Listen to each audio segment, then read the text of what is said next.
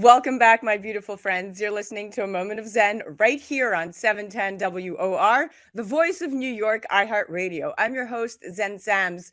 Up in just a few minutes in our Innovation and Tech segment by Caldwell Soames, we're joined by our regular contributor, Paul Caldwell, Chairman and CEO of Caldwell Soames. And today, he's joined by Jonathan Shroyer, who has over 2 decades of experience building companies and leaders. CIO Journal, which is a publication of the Wall Street Journal, named him among its top CX professionals of 2022. A CX professional, for those of you wondering, is a catalyst of sort, someone who enhances a company's customer experience, so to speak. Today, we're chatting all about the importance of customer service in Web 3.0 and how Fintech Super Apps are building trust simply by providing a frictionless and user-friendly experience. Web 3 is undoubtedly one of the fastest growing verticals in tech. Remember, Web 1 was all about consuming content, and Web 2 centered around social media, interaction, and user-generated content. Web 3 promises to be the next iteration of the internet. Core elements include decentralization and breaking up monopolies of power, users benefiting from or owning part of the platforms they're using via tokens and digital assets, and transacting in digital currencies to power the ecosystem. It's a whole new world, but it's still early days for Web3. For example, OpenSea has more than 1.5 million active users. Compare that to TikTok's 1 billion plus monthly active users. It's clear that the leap to mainstream adoption still needs to be made. Now, one crucial element to bring the next billion users into Web3 is supporting users along their journey and providing customer support that rivals that of fintech or e-commerce companies in Web2. And here to chat why Web3 companies should approach customer support differently are my experts at hand, Paul Caldwell and Jonathan Shroyer. Welcome to the show, gentlemen. Thank you. Hi, Zen. All right, Jonathan, I'll start with you. Let's chat new ways of engagement. So engaging communities can look very different in Web3. As an example, Discord is perhaps the most popular tool used by Web3 projects today, with its casual vibe, helping people feel connected to a project and allowing the community to build relationships with each other and, more importantly, the project owners.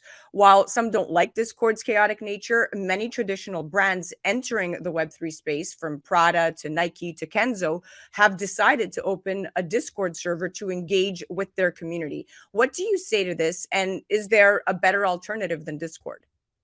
Over the last 20 years, companies have made the mistake of forcing consumers to go where they are. And now they're finally using their brains, as it were, to meet consumers where they want to be met. And I think with Web3 and gaming and Discord, that's where consumers are. They want to be met. They want to talk that way. They want to talk in a social communal way. You think about the Gen Zs, the millennials, the way that they communicate and collaborate. It's so important that the older legacy brands, as well as the new brands, understand where the consumers are and how they can engage them and help them enjoy their product. Yeah, without a doubt. And aside from granting tokens or coins to active contributors, we'll likely also see more projects grant digital collectibles and on-chain proof of completing tasks. And this is going to allow them to build up a digital resume and reputation online. With the decentralized nature of Web3, it means that in theory, this reputation can be carried over from one platform to another, unlike a creator who spent years building a Facebook audience, so to speak, and now Facebook becomes less popular, is about to go on the verge of extinction. But yes, to your point, it's all about connectivity. Paul, let's chat decentralizing support. All right. So Web3's core principle of owning one's own data is relevant when it comes to customer support. And one of the most frustrating things as a user is having problems such as being locked out of an account and needing to verify yourself. It can also be very frustrating to have support staff spend countless hours helping users with know your customer, these KYC procedures, and onboarding, not to speak of the drop-off rates. So various alternatives are attempting to bring identity on chain, and with the promise of users owning their own data and having the ability to take it to any platform they want, it can bring benefits to users and companies alike. What are your thoughts on this?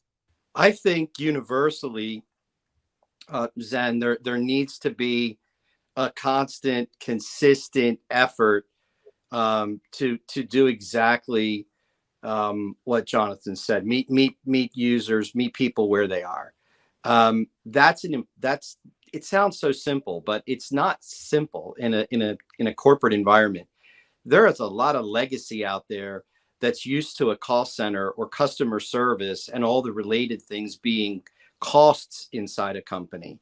That's being flipped on its ear in really smart companies like Original Digital Corporation. You see them doing things like pushing customer service out even into the gig economy, where they can decentralize. The mom and carpool could, just like an Uber driver could pick up a call and make $5 by serving a customer well for 2 minutes. These kinds of things are very interesting. I think that also customer service doesn't have to just be a cost item.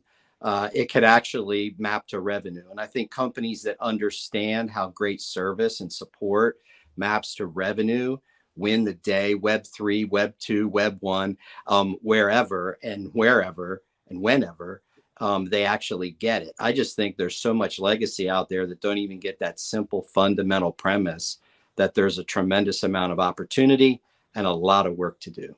A lot of work to do. And I'm going to go back and touch on something you and Jonathan both mentioned, is decentralization can also remove the need for middlemen in more traditional support settings where outsourcing support is common. And this obviously would take away power from corporations and put it back into the hands of the workers. So very aligned with Web3 philosophy. So yes, to your point, it's all intertwined. Jonathan, Web3 has been the talk of the cyber world for a long time. It's set to change everything by utilizing cutting edge technologies like blockchain, the Internet of Things, artificial intelligence, virtual reality, augmented reality, digital twins, cloud computing, and so much more. The list goes on and on. But do you know what's even more fascinating? It's the fusion of Web3 with fintech. When combined with fintech, the potential for Web3 seems almost limitless. How efficient is this duo, in your opinion, for the market? And what business opportunities could this unlock? Well, I think what's super interesting about that very small amount of change that you just talked about is that it's bringing together digital ownership to the consumer, and it's also creating a new type of super fan of the consumer. Because as you become a digital owner of a company or become a digital owner of an asset that is attributed to a company, you start to create emotional affinity with that brand. So when you think about, you wake up every day, maybe you go to Starbucks, I don't know, everyone traditionally has a cup of coffee, and they've identified that cup of coffee and that brand that they have that cup of coffee with is essential to their daily living, their existence. And so as you think about Web3 and you think about it on a personal level, when you become a digital owner of a company, then you all of a sudden become connected to that company in a new way. And one way that we're really starting to see it take hold is in the gaming space. In the traditional gaming, the way that it worked is you would pay for certain assets, but you get a license for those assets and not own them. But in the future of gaming, you pay for those assets and then you own those assets. And why is that really powerful?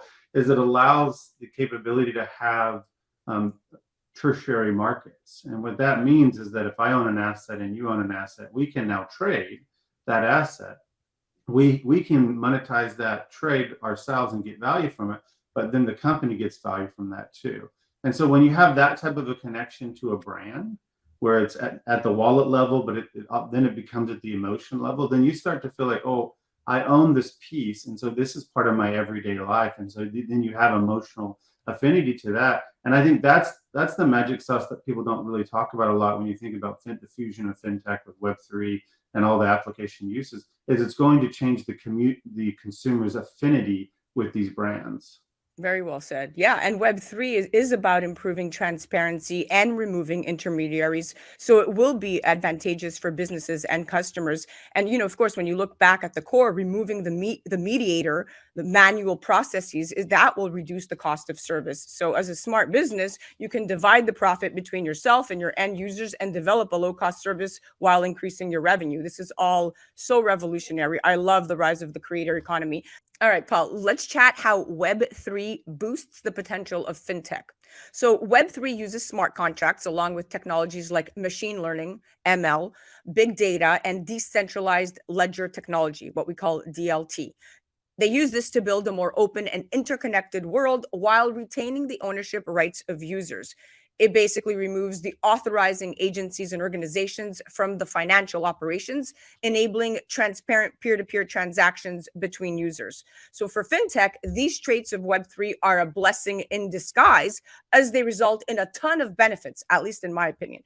Talk to me about the rise of fintech super apps and why this is at the core of improving user experience, and how can this facilitate more, so to speak, payment investment opportunities? Because it feels like a great opportunity for fintech apps to actually assist in a higher level of trust with end users. Talk to me about this. I say generally in that space as well, Jonathan's point about brand relationships exists across the board. Gaming's a great example. I think fintech is another great example. I think gaming and fintech coexist at the transactional level anyway, and they'll exist more deeply beyond just the transaction as well, because there's a broader type of long tail affinity that gets built with a brand, and it really starts to come down to trust. And when you have that, then, and you don't lose that, you don't give people a reason to lose their trust in your brand, then that's terrific. So it's also the long tail ability to stay connected to people, to a customer, and a customer to stay connected to a brand. NFTs kind of proved that it's one example in non-fungible tokens in secondary marketplaces where someone could buy an NFT, list it on a secondary market, resell it, smart contract, everybody gets paid, those kinds of things. In the fintech space in particular, when you start to talk about some of the new banking technologies that are more traditionally rooted, but now coming more into the space, like the ISO 222 standard for instant ACH, which will link central bank technology around the world and allow for instant 24/7, 365 transactions to happen. A Sunday afternoon, I want to send you money. I just push a button, I send you money. These kinds of things develop these peer-to-peer, again, relationships that allow for decentralized solutions to win the day when it comes to the trust factor. But the other component to it is the regulatory environment, and how these regulated environments that are historically decades and decades old, these a lot of these rules that exist are being adjusted, adapted. I think it's very interesting to see how these things are starting to get closer and closer together to where you can really have a properly regulated environment where people are safe and can trust. But I think the trust gets shifted a little bit away from just trusting this because the government says so, or just trusting this because the regulator says so, and having the regulator there and playing the role. But the trust exists because it exists ahead of time. And I believe in the brand now. It's that kind of a thing. Yeah, it's a great thing. And if you're in the fintech business, embracing Web3 and empathizing on building the semantic web more powerful through innovations is going to unlock unlimited business opportunities, but it all begins with trust. We have about a minute left. Jonathan, very quickly, 20-second quick and dirty on arise.com. What do you guys provide there? So we're a big believer in the future of work, and the future of payments is decentralized. So we provide a gig workforce globally that helps gaming and other vertical companies get services, whether it's their player support, whether it's game testing, whether it's localization, or just general support across financial, healthcare, variety of places. We're a really big believer that people should live where they want to live and work where they want to work and have purpose. And so our platform provides that capability. I love it. I love it. With that, we are out of time. Gentlemen, thank you both so much for coming on. Very, very enlightening session. Jonathan, pleasure chatting with you. Paul, Pleasure. You know the drill. My pleasure. What a great segment. Well, listen, guys, at the end of the day, think of it like this. Web3 communities have a different set of behaviors, preferences, and structures versus traditional companies. And trying to use traditional tools to manage support isn't always going to be the best fit. Instead, Web3 companies are going to need to consider how they can use channels their community loves and embrace the power of community-enabled support while simultaneously thinking about how they can scale their operations to bring their projects and products to the mass market. And that's what you have to keep into perspective.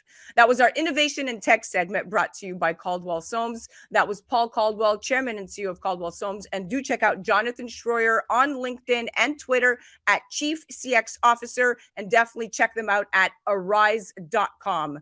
You're listening to A Moment of Zen right here on 710 WOR, the voice of New York, iHeartRadio. We'll be right back after this.